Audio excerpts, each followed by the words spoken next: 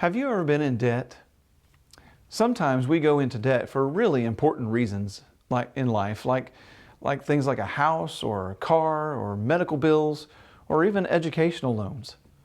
And sometimes we take on those debts for other people. But we've got to be careful when we do that because we can get ourselves into some pretty sticky financial situations. Join me today as we take a quick look at the Proverbs and look at Solomon's advice about avoiding foolish debt.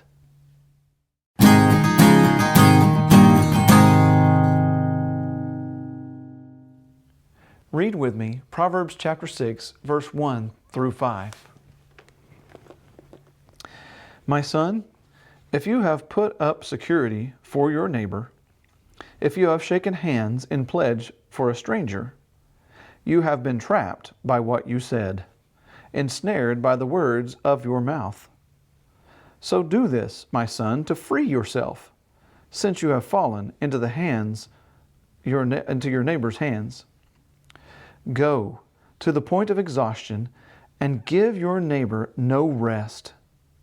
Allow no sleep to your eyes, no slumber to your eyelids. Free yourself like a gazelle from the hand of the hunter, like a bird from the snare of the fowler. The first thing we see in these verses is going into debt for someone else. There are several ways that you could go into debt on behalf of someone else. But no matter how you slice it, no matter how you do it, you become legally responsible for their debt, especially if they are unwilling or unable to pay it back.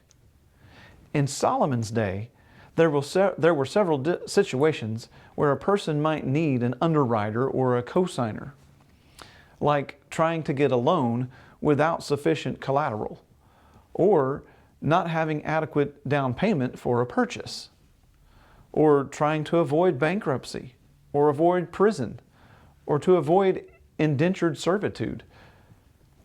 God allowed the Israelites to practice lending and borrowing to each other, but He gave them guidance and instructions. According to Exodus 22 and Leviticus 25, they were not allowed to charge interest on a loan to another Israelite.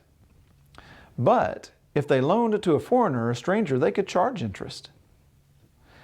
Anytime a deal was struck, it was often sealed with a verbal agreement and a handshake. Solomon mentions how these two things can trap you and ensnare you when you've done it for a stranger or some other unworthy, untrusting person. But the warning is clear. Think twice before you pledge or guarantee a loan for someone else. It could come back to bite you. Instead, you must avoid bad financial entanglements. Solomon is very clear in his instructions. He says, free yourself from the shackles of this foolish commitment. He says to go to your creditors in great humility and plead with them to the point of exhaustion. The Hebrew word here means to prostrate yourself before them, and to prostrate yourself means to lay flat on your face to the ground with your arms spread wide in submission.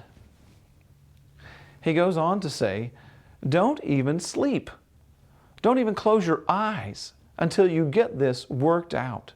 In other words, do not put off till tomorrow what you can make right today. Do not sleep or rest until you are able to get yourself released from this debt. Now, Solomon closes this advice with two examples from nature. When any animal is caught in a snare, they don't just sit there and wait. They immediately begin to struggle to free themselves. A trapped gazelle does not just sit there and wait for the hunter to finish her off, but she fights for her freedom to the very end. A trapped bird does not just lay still in the net to see what's going to happen, but it flaps its wings and it tries to fly away. Some animals will even resort to hurting themselves in order to become free. They will persistently and painfully scratch and wiggle and wrestle until they work their way loose. So, what is Solomon telling us? He's saying securing your freedom from a foolish obligation might require you to pay a price, but it is far better to bear the loss than to remain in the bondage of that commitment. So weigh out the risks and the costs before you decide to put up security for your neighbor or to shake hands in pledge for a stranger. You don't have to leave them in need either. Give it some thought. There just might be a better way to help them. A way that would be safer for both you and for them.